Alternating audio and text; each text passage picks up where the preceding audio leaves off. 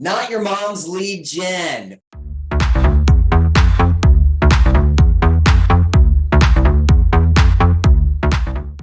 Not your mom's, it's really not your mom's real estate, or even not your dad's real estate, is the concept that I think we all should put into our brains. When I hear the words lead gen, and when most people hear the word lead gen, lead generation, prospecting, most of us kind of cringe and tighten up in ways that are not fun. And we go, I don't want to do that.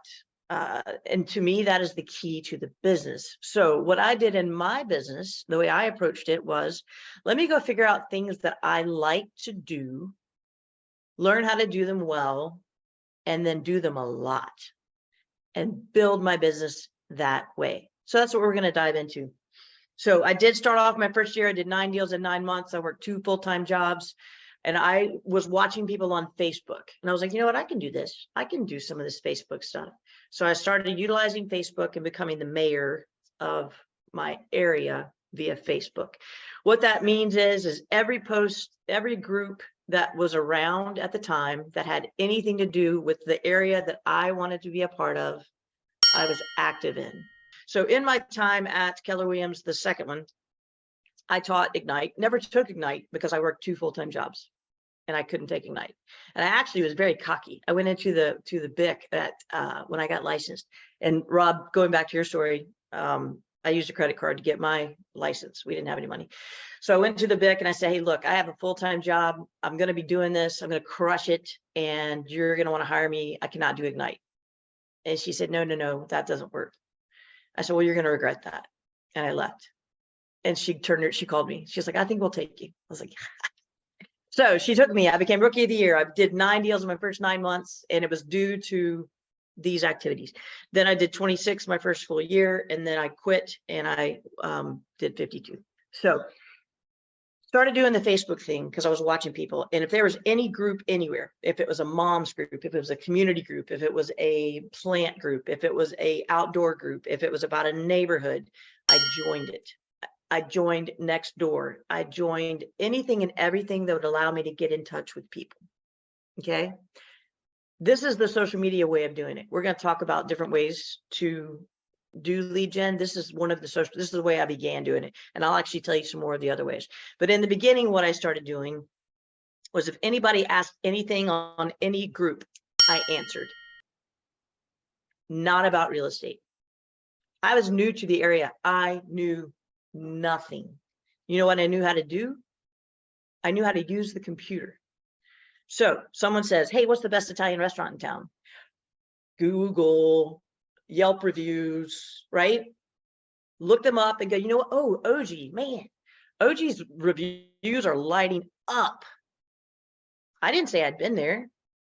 I didn't say I recommended them. I offered a piece of information. Okay. So that became my job, was to offer information in every way possible. They need a dentist that likes kids. That's okay. I'm going to go comb the mom groups. And because this question's been asked before and answered before. And I'm going to say, you know what? They say great things about Dr. Baker. Okay. Until I began to know things. What happened in those groups is people started seeing Robin Mann's name everywhere. Damn, Robin Mann knows everything. Like, what does she not know? I also, and this was way back before people were doing it, I would post about local businesses. I would post about the local upcoming events, not in a spam sheet. In a, hey guys, I would go to their page or their group and say, North Carolina Ren Festival starting this week, and take stuff from their page and put it into the groups. Listen to what I'm saying a whole lot about. I'm saying a whole lot about not real estate. Okay. I'm saying a whole lot about being a community builder and being a connector and being a resource. Okay. When I did throw in real estate, it was on days that businesses were allowed to post. And it was on days where I would utilize creative real estate. Like I would not put up my open house as we're having an open house on Saturday 2 to 4 when the blanket picture with the blanket words, right? No. I'm going to show a picture of Tom Hanks and whoever I forget the woman's name, but in the money pit. And that's going to be the GIF, and it's going to say, or the GIF or the meme or whatever, it's going to say open house. And it's not the money pit kind of house. It's a great house. Here's some pictures of it. Here's some information about it. Something to catch attention and to be a little bit different. Okay. I also use creepy babies. I don't have one right here, but I use creepy babies. We'll talk about that later. I hide them in my listings. Actually, I do have one right here. Hold on. She's my creepiest of all. This is my creepiest of all. All right. So people know me for creepy babies. Okay. There's a long story about my creepy babies. My creepy baby, this one's messed up. Watch this. Like, this is totally messed up. Y'all are gonna be like, this is not about real estate, but you're gonna be like, this is gonna blow your mind. This woman found this in her attic and she gave it to me. Watch. Oh, ready? Oh, it is messed up. So the baby's happy, or she's crying, or she's sleeping. This one's messed up, right? She's got a plastic head or a ceramic head. She's old. So anywho, I would take these dolls and I would hide them into my listings. Barely. I'd show like a foot poking out, or I'd show the eyes sitting in it. I'd have Andy's, one of my most favorite ones. I had him sitting in a desk chair, and I would say to people, find Andy. Y'all find my creepy baby. Tell me, text me where he is. You'll be entered in for a prize. The eyes on my listings blew up, and people want to play. Do you know how many creepy baby memes I get on the daily now? I mean, I get them like my life depends on it. The cool thing about that is it has a great story that relates to me and it makes my heart happy. We could talk about that later. But the point of it is, you know where I got that idea? I got that idea from my childhood. There was a newsletter that came out that you would go by the store and pick up, and they had a little bug that they hid. It was just a little bug head. And if you found the bug head and you called them, you got entered in to win a prize. I looked for that bug head for years. Brilliant marketing. It engaged everyone. We as a family looked for the bug head. Okay. So same concept, but I'm using it here. All right. So I've gone a lot. I am very ADHD, but you'll also follow me. And if you watch this again and again, you'll get different nuggets. So going back to my first year, I said, I was like, I'm going to do Facebook. I also decided I was going to try open houses because I was working a full-time job, another full-time job. And I can only work evenings, lunch, morning, and weekends. And so I was like, all right, I'm going to do open houses because I can do that on the weekend. Okay. So I did open houses. I did the Facebook community stuff because I could do that at the same times. I could do that in the morning. I could do that at lunch. I can do that in the evening. Right. Then I started doing door knocking. Okay. So my first year, I did those three things. And I was taught very early on to track where your business goes from. I am old school in this capacity. I do your mom's real estate in this capacity. I've got a whiteboard, and when I close a deal or when I put them in my database, it says where they came from. And it's very specific. Facebook, it came from my mom's group. Facebook, it came from the What's Up Indian Trail group. Facebook, it came from Valentine Connection. Facebook, it came from referrals, so that I know. Door knocking in Old Dominion. Open house on Lincoln Street, so that later when I go look at my database, which I hope we all have, I know where it comes from and I can use that to help my brain. So my first year, I decided those three things are things I can tolerate. Those are three things are things that I love, that I'm like, okay, I could do that. I knew I was good at door knocking because I did it as a kid. I sold wrapping paper and candy like a boss.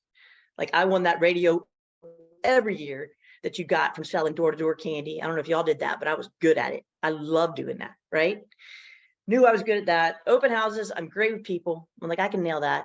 And then Facebook, I'm like, all right, I'm going to create this and learn how to do it. So after a year, I look back and I said, okay, where's my business coming from? I've got 4 deals from Facebook.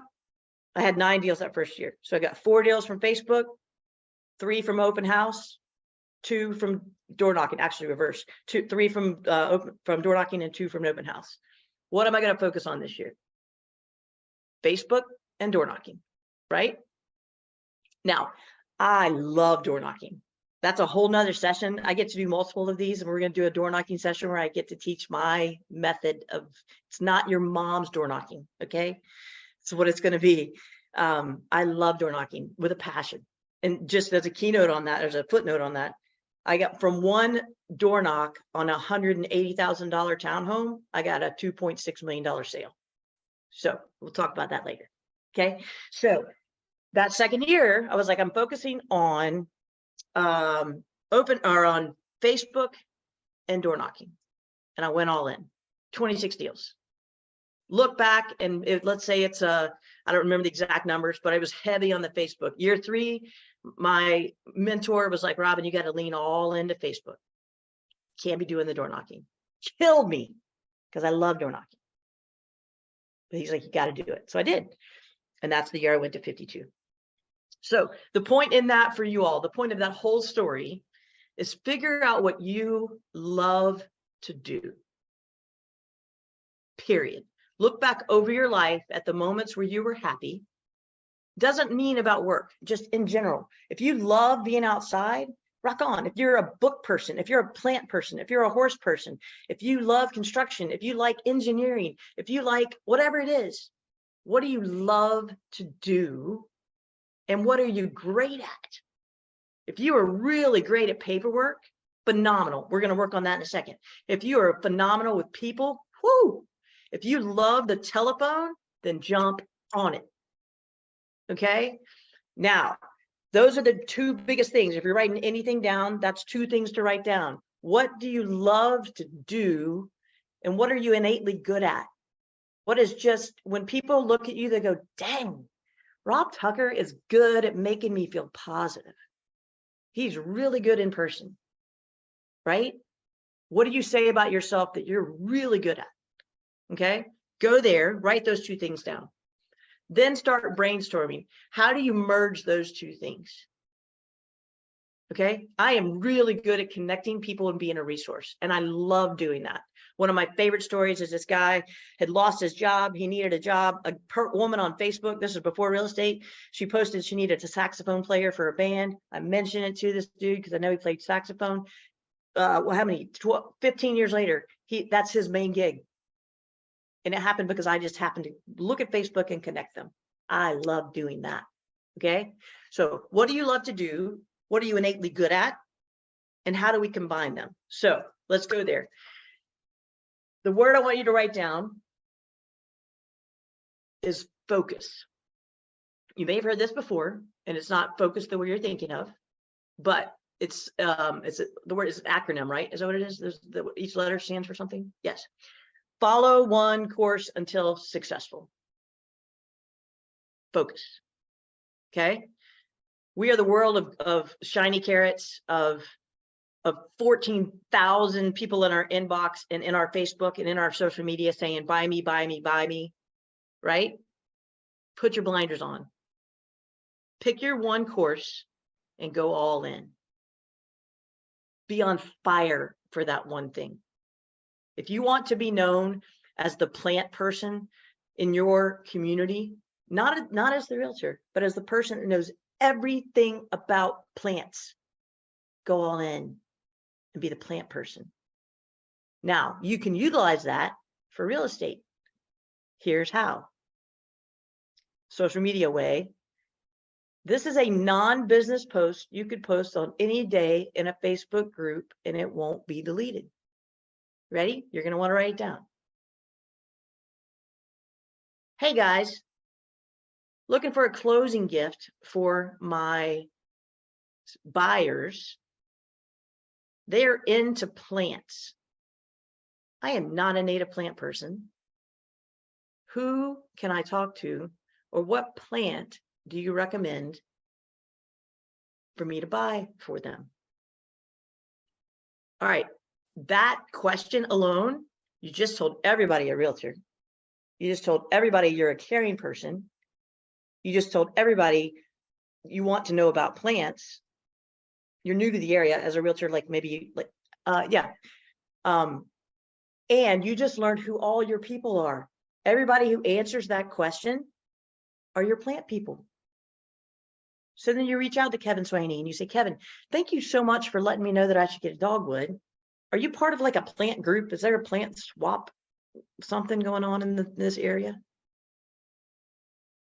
Friend Kevin on Facebook. Build your sphere. Okay. We'll go with plants. Find if there are plant groups in your area. Find if there are plant meetups. Go to next door. Is there a plant event? Go to, what's the other one? Is it Reddit, where they do all of the or the event things where you go on and you can see all the events that are happening? Go there. You know what I'm talking about? I forget the name of the one, but Eventbrite. Eventbrite. Go to Eventbrite. Type in Charlotte, North Carolina plants, and it'll tell you every plant thing that's happening, right? And then you're going to use that as your content if we're going to go the social media route. All right. Questions on any of that so far? Because we're going to go more and we got plenty of time. Yes, we've got plenty of time, but just I want to make sure I'm being of interest and that you're getting something like you're following and you're tracking. Or do you have any questions so far?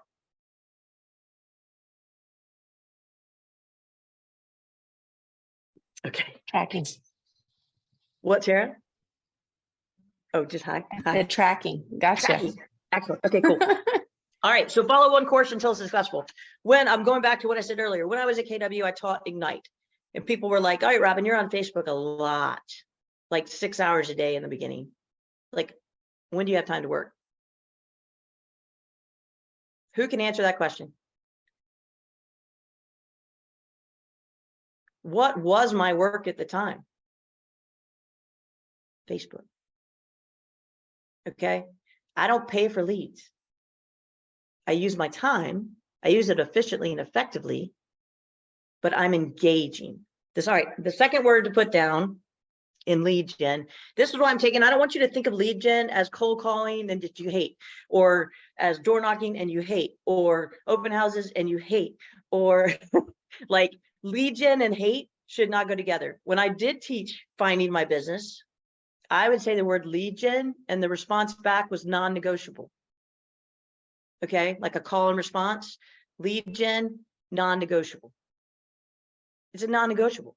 If you are not willing to do lead gen, you're not willing to get business. That's the deal. Now, how do you make it enjoyable? Go figure out what you love. Go figure out, you want to be in a running club. I volunteer at a local place. That is lead gen. I don't vomit real estate on them. Okay, I talk to them. Do you live close to the rescue? Oh, dude, I love that neighborhood. I sold 4 homes there last month. I just told them I'm a realtor without having commission breath and without asking for their business. I'm in relationship with them, right? Okay, so focus is the one. Pick something that you love and go all in. Follow one course until successful. Focus is the one. Next part of lead gen that my brain wants you to hear is the word serve. It's another acronym. Okay, serve. I see real estate as a ministry. I did youth ministry for 13 years, loved it. That was my job. It was a great position. And I got out of that, and I still like to serve. I've always been called to serve. That's why I love connecting people on Facebook. That's why I love helping realtors. I think that's why a lot of us do what we do. We like to serve. We like to problem solve, right? So the acronym SERVE. Every time you are in any interaction, like right now, Janae is over there working. She looks intent. I need to see her. That's the S in serve. Okay? Not her physical appearance. I need to see, does she look downtrodden? Does she look relaxed? Does she look happy? What's going on with her body language? When you're doing a listing appointment, when you're with a buyer, I can tell you if a buyer likes a house before they even get out of the car, because I'm watching them, I'm seeing them, right? What are they serving you? What are they feeding you? What information are they giving you? Okay, so you're going to see them, you're going to engage with them. Man, Tara, you are working that hair today, right? You're engaging with her. You are vibing energy out, Tara, just by walking. Thank you for being present today. Bringing you some sunshine. I love it. So I can't be in Cabo with you at the pool right now. I know, right? Dang it. Grr. But engage with them. So this relates to Facebook. This relates to door knocking. This relates to cold calling. When I was in high school, I worked for Dial America. When I left that church job, this is why I got into real estate. I worked at a blood center. I had to convert people from whole blood appointments to platelets. This is a big deal. Whole blood appointments take 20 minutes. Okay. Platelets take 2 hours. They take the blood out of your body, they put it in a machine, and then they put it back in your body. People are terrified. Okay. But if you have certain blood types and you're only giving whole blood, they're throwing your blood away. So my job was to call the people who are donors that are whole blood donors and convert them to platelets. Week 1, I was supposed to be doing 5 appointments a week. Week 1, I was doing 5 appointments a day. And everybody's like, how? How are you doing this, Robin? This is how I was doing it. I was seeing them, even though it was over the phone. You can hear it in their voice. You can hear the dog. You can hear their accent. There's so much you can get by hearing and by seeing them. You're engaging with them. Oh my gosh, where's that accent from? That is the cold call I would make. Same thing when I do a door knock. Oh my gosh, did you make that wreath? Or the woman that comes to the door with the broken shoulder. We talk about that. The dogs come to the door. We talk about that. The kids come to the door. We talk about that. We're not vomiting real estate. We're engaging. Okay. So you serve, you see them, you engage with them. You respect them.